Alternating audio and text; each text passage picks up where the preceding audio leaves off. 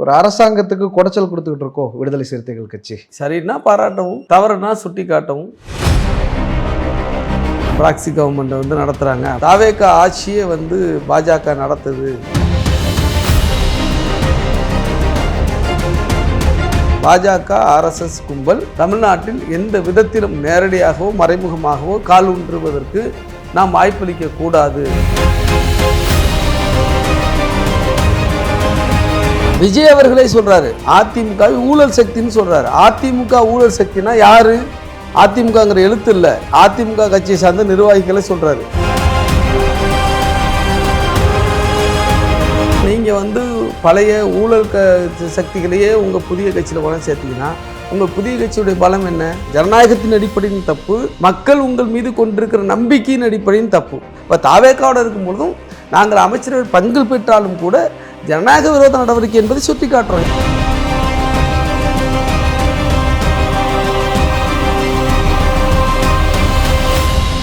Full Moon sale காலை 9 மணியிலிருந்து இரவு 12 மணி வரை ஆகஸ்ட் 27 ஒரு நாள் மட்டும். Introducing Growth Guarantee Homes from MP Developers. Trust forever. ஆச்சி மசாலா. எந்த சமையலும் ருசி தேடும் ரகசியம் 20 ரூபாய். ரெட் நூல் தமிழ் நேயர்கள் அனைவருக்கும் வணக்கம். இன்று நாம் சந்திக்க போகும் சிறப்பு விருந்தினர் விடுதலை சிறுத்தைகள் கட்சியின் துணை பொதுச் செயலாளர் வழக்கறிஞர் திரு ரஜினிகாந்த் அவர்கள். சார் வணக்கம். வணக்கம். தாவேகா தொடர்பாகவும் சரி, மினிஸ்டர் விஸ்வநாதன் மேலும் சரி, நீங்கள் தொடர்ந்து விமர்சனங்களை முன் வச்சுட்டு வர்றீங்க. நிறையா ட்விட்டரில் இன்ஸ்டாகிராம்லலாம் போஸ்ட் போட்டுட்டு இருக்கிறீங்க. ஒரு அரசாங்கத்துக்கு குடைச்சல் கொடுத்துக்கிட்டு இருக்கோம் விடுதலை சிறுத்தைகள் கட்சி. அப்படியெல்லாம் ஒன்றும் இல்லை. அதாவது விடுதலை சிறுத்தைகள் கட்சி தாவேகா அரசுக்கு ஆதரவு கொடுத்துருக்கு. தாவேகா அரசில் பங்கேற்றிருக்கு. எங்கள் கட்சியினுடைய இன்னொரு துணை பொதுச் செயலாளர் வன்னியரசு அவர்கள் சமூக நீதித்துறை அமைச்சராக செயல்பட்டுக்கிட்டு இருக்கார். நாங்கள் வந்து எப்போதுமே எங்கள் ஆதரவு வந்து கொள்கையின் அடிப்படையில் தான். அதே சமயத்தில் திமுக கூட இருந்த போதும் சரி, அல்லது தாவேகா கூட இருக்கும்போதும் சரி, ஜனநாயக குரல்களை நாங்கள் வந்து ஓங்கி ஒழிப்பதில் எந்தவித தயக்கமும் எங்களுக்கு கிடையாது.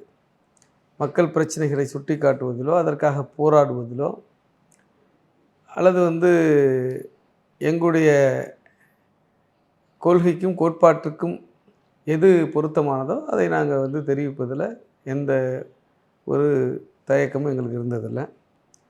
அந்த அடிப்படையில் நீங்கள் வந்து கேட்டீங்க,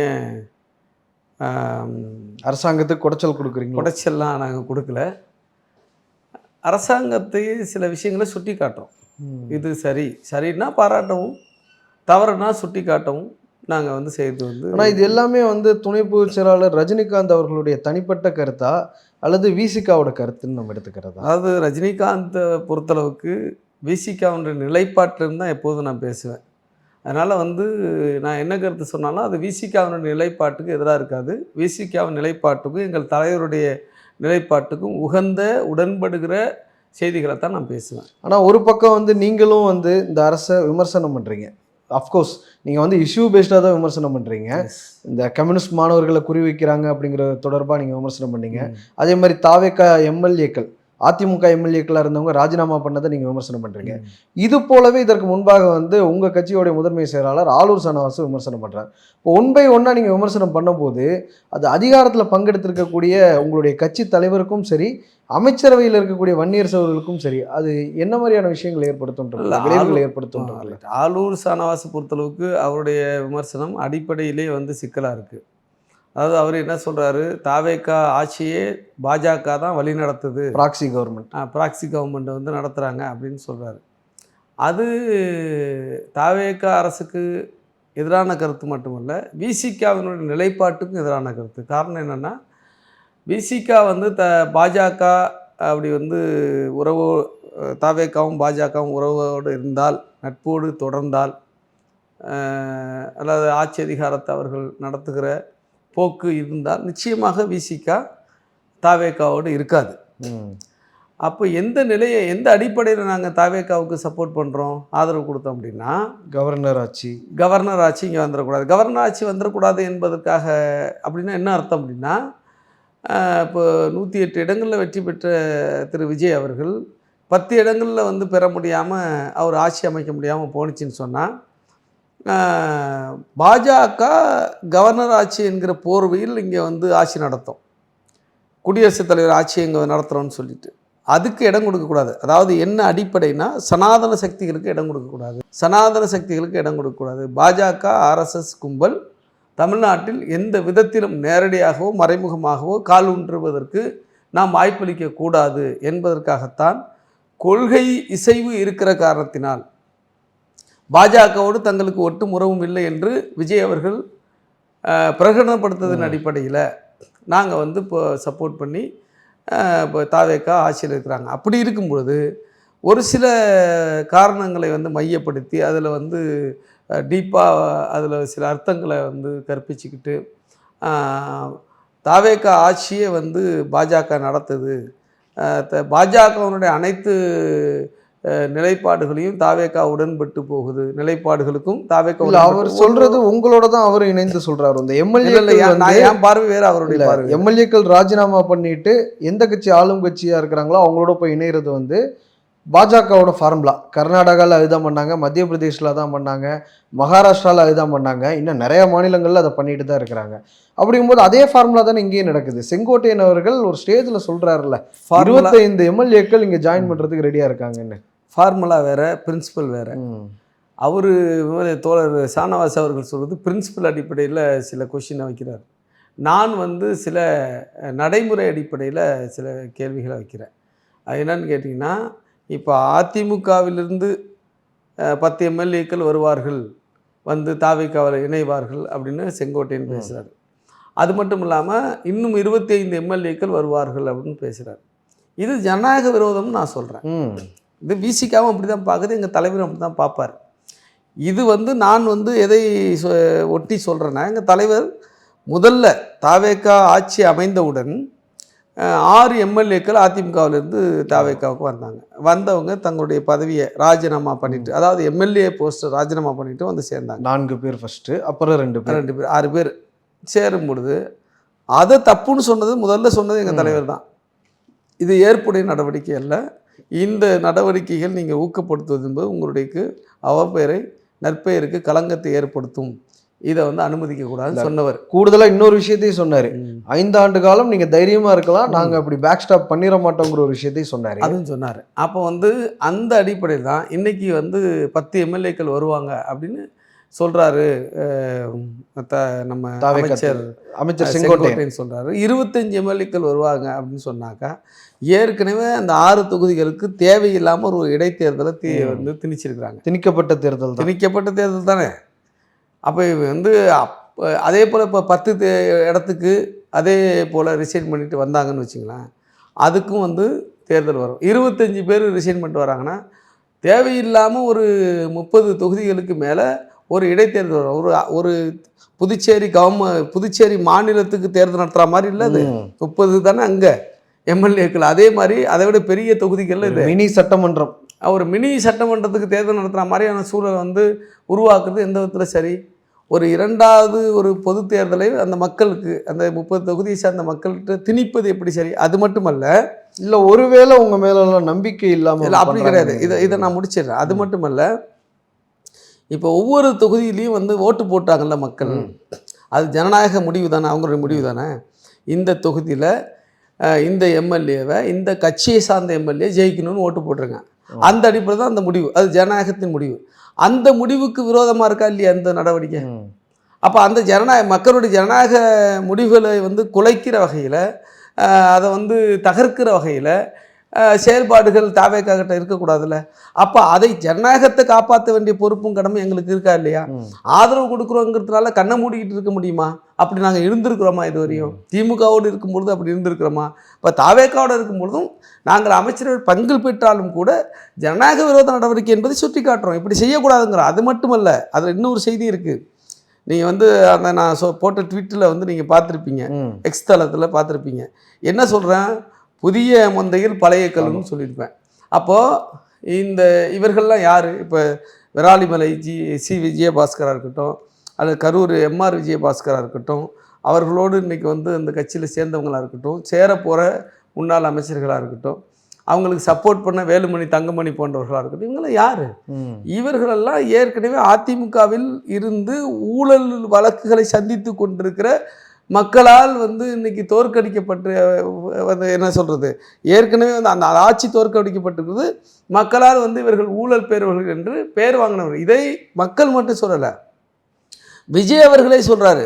தேர்தலுக்கு முன்பு தான் சொன்னாரு, அதிமுக ஊழல் சக்தின்னு சொல்றாரு. அதிமுக ஊழல் சக்தினா யாரு? அதிமுகங்கிற எழுத்து இல்ல, அதிமுக கட்சியை சார்ந்த நிர்வாகிகளை சொல்றாரு. அதிமுகலேருந்து யாரெல்லாம் தாவேக்காக்கு வரலையோ அவங்களாம் ஊழல் சக்தின்னு எடுத்துக்கலாமா? தேர்தலுக்கு முன்னாடி சொன்னது நான் சொல்றது இல்ல சார். இப்போ குட்கா மாதிரி சீரியஸ் அலிகேஷன் இருக்கக்கூடிய ஒரு சட்டமன்ற அதை தான் நான் சொல்ல வரேன். விஜயபாஸ்கர் அப்போ அவங்களை சேர்க்கிறாங்கன்னா அப்போ உங்களுடைய ஆட்சி, உங்களுடைய ஆதரவு மேல ஒரு நம்பிக்கையோ இல்லை இல்லாம ஏதோ ஒரு பயமுறுத்தல்னால அதான் நான் சொல்ல வரேன். அதுக்கு பதில் சொல்ல வர்றேன். அப்போ நீங்கள் வந்து பழைய ஊழல் சக்திகளையே உங்கள் புதிய கட்சியில் பலம் சேர்த்திங்கன்னா உங்கள் புதிய கட்சியுடைய பலம் என்ன? இளம் தலைமுறை, ஜென்சி, பெண்கள், மாற்றத்தை விரும்புபவர்கள். இப்போ இந்த மாதிரி ஒரு புதிய சக்திகளில் நீங்கள் பழைய ஆட்களை வந்து ஊழலில் திளைத்தவர்கள், ஊழல் வழக்குகளை சந்தித்தவர்களை நீங்கள் கொண்டு வந்து சேர்த்திங்கன்னா அப்போ வந்து பொல்யூட் ஆகும்ல. அப்போ அதை தான் நம்ம சுட்டி காட்டுறது தப்புன்னு சொல்கிறோம். ஜனநாயகத்தின் அடிப்படையின் தப்பு, மக்கள் உங்கள் மீது கொண்டிருக்கிற நம்பிக்கையின் அடிப்படையின் தப்பு. ஒன்று. ரெண்டாவது செய்தி, இப்போ நீங்கள் கேட்டிங்கல்ல, இவங்க வர்றதுனால உங்களுக்கு பிரச்சனையா? எந்த பிரச்சனையும் எங்களுக்கு கிடையாது. நாங்கள் ஜனநாயக பார்வையில் தான் அதை பார்க்குறோமே தவிர எங்களுக்கு ஆபத்து இல்லை, எங்களுக்கு லாபம் நஷ்டங்கிற அடிப்படையில் எப்போதும் விசிகா வந்து தேர்தல் காலகட்டத்தில் எப்போ நீங்கள் வர ஆரம்பிச்சிங்களோ ஒரு 28 வருஷமா எப்போவுமே வந்து ஒரு ரிபலியனாக இருந்து தான் பழக்கம். விசிகாக்கு அடங்கமறு அத்துமீறு திமிரி எழு திருப்பி அடிங்கிறது ஒரு ரிபலியனாக இருந்து தான் அதை நீங்கள் காமிச்சுக்கிறீங்க. ஃபர்ஸ்ட் டைம் ஒரு ஆட்சியில் அதிகாரம் பெறும்போது அது ஒருவேளை செட் ஆகலையோ கட்சிக்கும் ஆட்சிக்குங்கிறது? அப்படியெல்லாம் கிடையாது. ஏன்னா நீங்கள் பார்க்குறீங்க இப்போது அன்றாட பிரச்சனைகள் நடக்குது, விசிகா பெரிய அளவில் குரல் கொடுக்கல அப்படிங்கிற ஒரு விஷயத்த வந்து முற்போக்குவாதிகளும் சரி ஜனநாயக சக்திகளும் அதை கேட்குறாங்கல்ல. ஆணவ கொலைகள் தொடர்ந்து நடந்துக்கிட்டு தான் இருக்குது, கஸ்டோடியல் டெத்து தொடர்ந்து நடந்துக்கிட்டு தான் இருக்குது, அதே மாதிரி அன்றாட மக்களுக்கு பிரச்சனைகள் இருந்துக்கிட்டு தான் இருக்குது. ஆனால் விசிகா கடந்த காலங்களில் நம்ம பார்க்குறோம், திமுகவோடையும் சரி அதிமுகவோடையும் சரி கூட்டணியில் இருந்த காலகட்டத்திலேயே நீங்கள் வந்து பயங்கரமாக போராட்டம்லாம் பண்ணி அரசுக்கு ஒரு அழுத்தத்தை கொடுப்பீங்க. ஆனால் இந்த அரசாங்கத்தில் உங்களால் எந்த அழுத்தத்தையுமே கொடுக்க முடியாத ஒரு சூழல் இருக்குது. அப்படியெல்லாம் கிடையாது. அதாவது என்னென்னா, ரெபலியன் அப்படிங்கிறது தேவையின் அடிப்படையில் உருவாகுது. ரெபலியன்னா என்ன? மக்களுடைய பிரச்சனைக்காக போராடுவது. விசிகா மக்களுக்காக போராடுவது, மக்களுடைய அதிகாரத்துக்காக, ஒடுக்கப்பட்ட எளிய மக்களுக்கான கட்சி. ஏன்னா கடைசி மனிதனுக்கும் ஜனநாயகம், எளிய மனிதனுக்கும் அதிகாரம் என்கிற அந்த அடிப்படையில் இயங்குகிற கட்சி. அப்படி இருக்கும் பொழுது நாங்கள் இப்போ மட்டும் ஆளுங்கட்சியோட கூட்டணி இல்லை, இதுக்கு முன்னாடி திமுகவோட ஆளுங்கட்சியில் கூட்டணியாக இருந்திருக்கோம். திமுகவில் ஆளுங்கட்சியாக கூட்டணி இருக்கும்போது மக்களுக்கான போராட்டத்தை நாங்கள் காம்ப்ரமைஸ் பண்ணிக்கிட்டது இல்லை. ஆனால் என்னென்னா கூட்டணியில் இருக்கிறோம் அப்படிங்கும்போது தோழமை சுட்டுதலுங்கிறது இருக்கும். அதில் வந்து நமக்கு சாட்டிஸ்ஃபேக்ஷன் இல்லைன்னா அடுத்த கட்ட போராட்டத்துக்கு நம்ம போயிருக்கிறோம். போன ஆட்சியில் வந்து அதிகமான போராட்டங்களை அதிமுக கூட பண்ணலை, பிஜேபி பண்ணலை, விசிகா தான் அதிகமான இடதுசாரிகள் தான் பண்ணீங்க. அதே போல் தான் இப்போ நாங்கள் ஆட்சியில் பங்கெடுத்தாலும் கூட நாம் நம்முடைய மக்கள் கோரிக்கை என்றைக்குமே வந்து கைவிடலை, மக்கள் கோரிக்கையை வலியுறுத்திக்கிட்டு தான் இருக்கோம். இன்றைக்கி ஆணவ படுகொலைக்கு எதிரான சிறப்பு சட்டத்தை கொண்டு வரணும்னு சொல்லிட்டு எங்கள் அமைச்சர், மாண்புமிகு சமூக நீதித்துறை அமைச்சர் வன்னியரசு அவர்கள் தொடர்ந்து சட்டமன்றத்தில் குரல் எழுப்புகிறாரு. தொடர்ந்து சட்டமன்றத்தில் பேசுவது மட்டும் இல்லாமல் வந்து முதலமைச்சரை சந்தித்து வலியுறுத்துகிறார். அதுபோல் எங்கெல்லாம் மக்கள் பிரச்சனைக்காக நேரடியாக எங்கள் தலைவரும் போகிறாரு, அமைச்சரும் போகிறாரு, நாங்களும் போகிறோம், போராட்டங்களும் பண்ணுறோம். இன்றைக்கி வந்து பங்கேற்றுட்டோங்கிறதுனாலேயே எங்கள் பேனரை வந்து வைக்கக்கூடாதுன்னு தஞ்சாவூரில் சொன்னாங்க, போராட்டம் பண்ணோம். இன்றைக்கி வந்து சாதிய அடிப்படையிலான ஒரு தாக்குதல் நேற்றைக்கு மதுரை மேலவரம் நடந்திருக்கு, மதுரையில் நடந்திருக்கு, போராட்டங்கள் பண்ணிக்கிட்டு இருக்கிறோம். எங்கள் தலைநகரத்தில் ஒரு ஆணவ கொலை நடந்திருக்கு, அதை வந்து எதிர்த்து நம்ம பேசுகிறோம். அதே போல் பார்த்திங்கன்னு சொன்னாக்கா அந்த ஆகாஷ் பிரச்சனை கூட எங்கள் தலைவர் அதிகாரிகள் சொல்கிறத அப்படியே எடுத்துக்காதீங்க, இதில் வந்து உண்மை என்னங்கிறது நீங்கள் விசாரிக்கணும். அந்த பாதிக்கப்பட்ட மாணவனுடைய பெற்றோர்கள் அதில் போதைப்பொருள் பிரச்சனை இருக்கிறதா சொல்கிறாங்க. அமுதன் ஆகாஷில் அமுதன் போதைப்பொருள் பிரச்சனை இருக்கிறதா சொல்கிறாங்கன்னு நேரடியாக முதலமைச்சர்கிட்டே சொல்கிறார். இது வெளியில் இருக்கும்போது போராட வேண்டிய தேவை ஏற்படும்போது போராடுகிறோம்.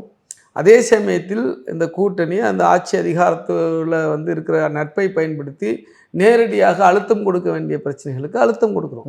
அதனால் நாங்கள் வந்து குரல் கொடுக்க முடியல அல்லது போராட முடியல அப்படிங்கிறது வந்து தவறான. இல்லை, நான் அப்படி சொல்ல வரல. பொதுவாகவே ஒரு மைனாரிட்டி கவர்மெண்ட் இருக்காங்கன்னா அவங்க வந்து கூட்டணியில் இருக்கக்கூடிய மற்ற கட்சிகளோட இல்லை ஆதரவு தரக்கூடிய மற்ற கட்சிகளோட ஒரு ஆலோசனையை மேற்கொள்வாங்க. அதுதான் வழக்கத்துக்கு உகந்தது. எப்பவுமே நம்ம அதை தான் பார்க்குறோம். தன்னிச்சையாக ஒரு முடிவு எடுத்துட மாட்டாங்க. மக்களுமே ஒரு கடிவாளம் போட்டு தான் ஒரு தீர்ப்பை கொடுத்துருக்காங்க. 107 தொகுதிங்கிறத 108 அஃப்கோர்ஸ் டெக்னிக்கலாக 107ன்னு. அப்படி இருக்கும்போது கூட இப்போ கரூரில் இறந்த குடும்பங்களுக்கு அரசு பணிங்கிறது உங்ககிட்ட கலந்து ஆலோசனை செய்யப்பட்டதா அப்படிங்கிற ஒரு கேள்வி இருக்குது. பரந்தூர் விமான நிலையத்தை நாங்கள் அப்படியே ட்ராப் பண்ணுறோம் அப்படிங்கிற ஒரு ப்ராஜெக்டில் உங்ககிட்ட கலந்து ஆலோசனை பண்ணாங்களா அப்படிங்கிற ஒரு கேள்வி இருக்குது. இப்படி எந்த விஷயமே உங்களோட கலந்து ஆலோசனை பண்ணாதப்ப நம்ம ஆதரவு தெரிவிச்சுட்டே இருக்கிறோம்னா அது தொண்டர்கள் கேடர்ஸ் எப்படி பார்ப்பாங்கன்னு இருக்குல்ல. அதாவது நம்ம ஆதரவு கொடுத்துட்டோங்கிறதுனால எல்லாத்துக்காக நம்மகிட்ட கலந்து டிஸ்கஷன் பண்ணணுன்னு அவசியம்லாம் ஒன்றும் கிடையாது. அவங்க ஆட்சி புரியறதுக்கு தான் நம்ம சப்போர்ட் பண்ணுறோம். அவங்க அமைச்சரவையில் கலந்து பேசுகிறாங்கன்னா அங்கே வன்னியரசு இருக்கிறாரு. அப்போ அங்கே அந்த டிஸ்கஷன் தேவைப்பட்டால் இருக்க போகுது. அது மட்டும் இல்லாமல் ஒவ்வொன்றுக்கும் கலந்து பேசி தான் முடிவு எடுக்கணும்னா அப்போ அவங்களுக்கு சுதந்திரமே இல்லையா? அதுதான் நிர்பந்தம். அதுதான் நம்ம வந்து நிர்பந்தம் கொடுக்குறோம், எங்களை கேட்டு தான் செய்யணும்னு சொல்கிறோங்கிறது அது ஜனநாயகத்துக்கு உகந்தது இல்லை. அவங்க ஃப்ரீயாக ஆட்சி பண்ணணும், அதுக்காக நம்ம வந்து சப்போர்ட் பண்ணுறோம். இடதுசாரிகள் சப்போர்ட் பண்ணிகிட்ருக்காங்க. இப்போ வந்து பரந்தூர் பிரச்சனை பொறுத்தவரைக்கும் எங்கள் நிலைப்பாடு என்ன? அங்கே வந்து மக்கள் பாதிக்கப்படக்கூடாது, அந்த திட்டத்தை கைவிடணுங்கிறது தான் எங்கள் நிலைப்பாடு. விசிகாவின் நிலைப்பாடும் வளர்ச்சி முன்னேற்றம் என்பது அவசியம் என்றாலும் கூட மக்களை வந்து பெரிய அளவில் பாதிக்கிற நீர்நிலைகளை பாதிக்கிற விவசாயத்தை பாதிக்கிற அந்த சூழலை வந்து நாம் மறுபரிசீலனை பண்ணணும். பரந்தூர் விமான நிலைய அந்த திட்டத்தை கைவிடணுங்கிறது தான் விசிகாவுடைய நிலைப்பாடு. இப்போ விஜய் அவர்கள் முதலமைச்சர் விஜய் அதை வந்து அனௌன்ஸ் பண்ணுறாரு. எங்களுக்கு ஏற்புடைய விஷயந்தான். அதே போல் இப்போ கரூரில் இன்சிடெண்ட்டில் பாதிக்கப்பட்டவங்களுக்கு அவர் வந்து ஜாப் கொடுக்குறாருன்னு சொன்னாக்கா அது இதுக்கு முன்னாடி இல்லைன்னாலும் கூட இதிலேருந்து எந்த கட்சியாக இருந்தாலும் பொதுமக்கள் பாதிக்கப்பட்டால் அதை ஒரு முன்மாதிரியாக எடுத்துக்கிட்டு செய்யணும்னு தான் எங்கள் நிலைப்பாடு. இப்போ அதில் எங்களுடைய கருத்து என்ன? அப்போ எங்களுக்கு உடன்பாடான விஷயங்களை இது சரிதான்னு ஆதரிப்பதும், இப்போ நீங்கள் சொல்கிற மாதிரி உடன்பாடு இல்லாத விஷயங்களை சுட்டி காட்டுவதும் அது வந்து கண்டினியூஸாக நடந்துக்கிட்டு தான் இருக்குது. இப்போ காவேரி பிரச்சனையில் கூட அனைத்து கட்சி கூட்டத்தை கூட்டணும்னு நம்ம அழுத்தம் கொடுத்தோம், வலியுறுத்தினோம். அதில் வந்து மாற்று கருத்தும் கிடையாது. அதே சமயத்தில் ஒவ்வொன்றுக்கும் வந்து அவர்கள் வந்து நம்மள்ட்ட கலந்து பேசணும் எதிர்பார்ப்பதும் தவறு, அப்படி கலந்து பேசுவதற்கு நிர்பந்திப்பதும் தவறு. அந்த அடிப்படையில் சரியாக தான் போயிட்டுருக்கு, பிரச்சனை இல்லை. ரொம்ப நன்றி சார், இவ்வளவு நேரம் எங்களுக்காக நேரம் தந்து நேர்காணல் அளித்ததற்கு. ஃபுல் மூன் சேல் காலை 9 மணியிலிருந்து இரவு 12 மணி வரை ஆகஸ்ட் 27 ஒரு நாள் மட்டும். Introducing Growth Guarantee Homes from MP Developers. Trust forever. ஆச்சி மசாலா. எந்த சமையலும் ருசி தேடும் ரகசியம் 20 ரூபாய்